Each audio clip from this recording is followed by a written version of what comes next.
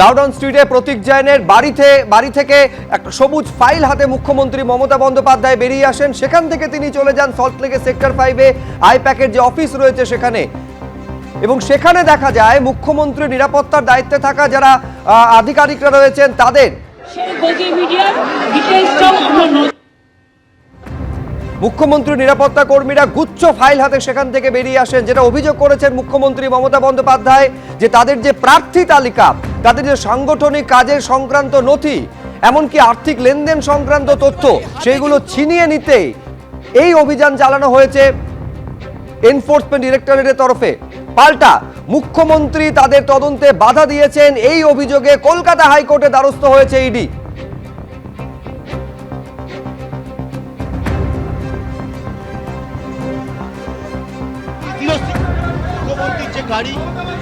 মুখ্যমন্ত্রীর গাড়িতে বেশ কিছু ফাইল তোলা হচ্ছে। মুখ্যমন্ত্রী নিরাপত্তা রক্ষীরা তারা বেশ কিছু নথিপত্র সেই সবটা কিন্তু একেবারে ফাইলে তুলছেন। এই যে গাড়ি, সেই গাড়িটি হচ্ছে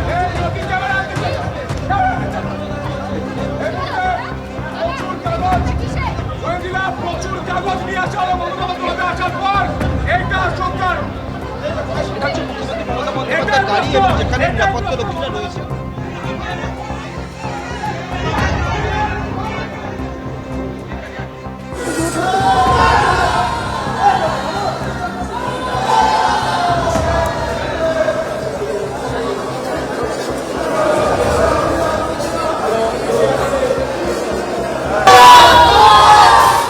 এইটা হচ্ছে সেই মুহূর্তের ছবি। সল্টলেকে সেক্টর 5-এ আইপ্যাকের অফিস থেকে যখন বেরিয়ে যাচ্ছে মুখ্যমন্ত্রীর গাড়ি, মুখ্যমন্ত্রী বেরিয়ে যাচ্ছেন, সেই মুহূর্তের ছবি আপনারা দেখতে পাচ্ছেন।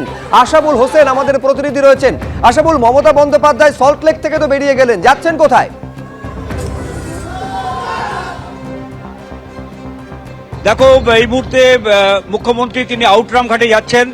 আউটরাম ঘাটে গঙ্গাসাগর সংক্রান্ত একটি পূর্ব নির্ধারিত কর্মসূচি মুখ্যমন্ত্রী রয়েছে এবং সেখানেই তিনি গেলেন এই মুহূর্তে।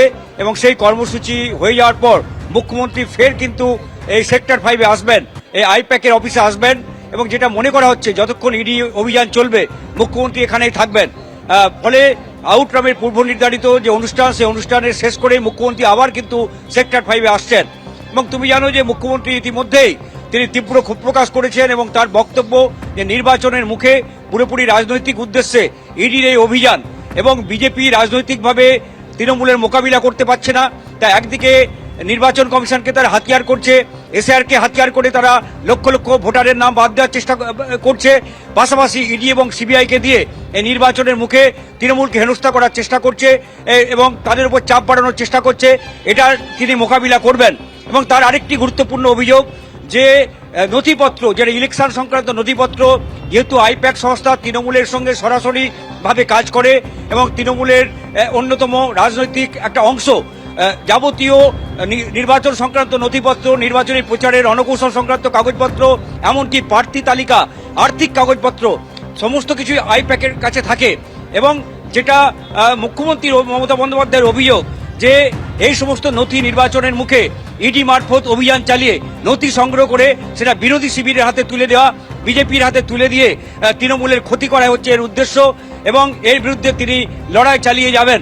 ফলে বোঝাই যাচ্ছে যে একটা রাজনৈতিক তীব্র সংঘাত শুরু হয়ে গেল। যেখানে আশাবুল, আপাতত তোমাকে ধন্যবাদ, কিন্তু গুরুত্বপূর্ণ তথ্য আশাবুল দিচ্ছে যে আউটরাম ঘাটে একটা পূর্ব নির্ধারিত কর্মসূচি রয়েছে, সেটা শেষ করার পর আবার সল্টলেকের সেক্টর 5-এ আইপ্যাকের অফিসে ফিরে আসবেন মমতা বন্দ্যোপাধ্যায়। এর আগে কি বললেন একবার দেখবো।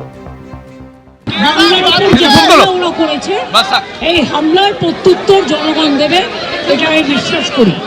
এবং নিজেদের ফেস সেভিং করবার জন্য ফেস সেভিং ফর্মুলা কিছু গদি মিডিয়াকে কাজে লাগিয়েছে। সেই গদি মিডিয়ার ডিটেলসটাও আমরা নজর রাখছি, এবং যেটা সত্য আমরা সেটা সত্য সবসময় সত্যানুসন্ধান করতে দেবো। কিন্তু অসত্য কথা যারা বলেছে, বিজেপির কথা শিখিয়ে তাদের বিরুদ্ধে ডিফামেশন করার দায়িত্ব আমার। আইপ্যাকের কর্ণধার প্রতীক জৈনের বাড়ি এবং অফিসে ইডি তল্লাশি করছে কয়লা পাচার মামলায়। সেই খবর পাওয়া মাত্রই সেখানে পৌঁছে যান মুখ্যমন্ত্রী মমতা বন্দ্যোপাধ্যায়। কলকাতায় একাধিক জায়গায় ইডির তরফে তল্লাশি চালানো হয়।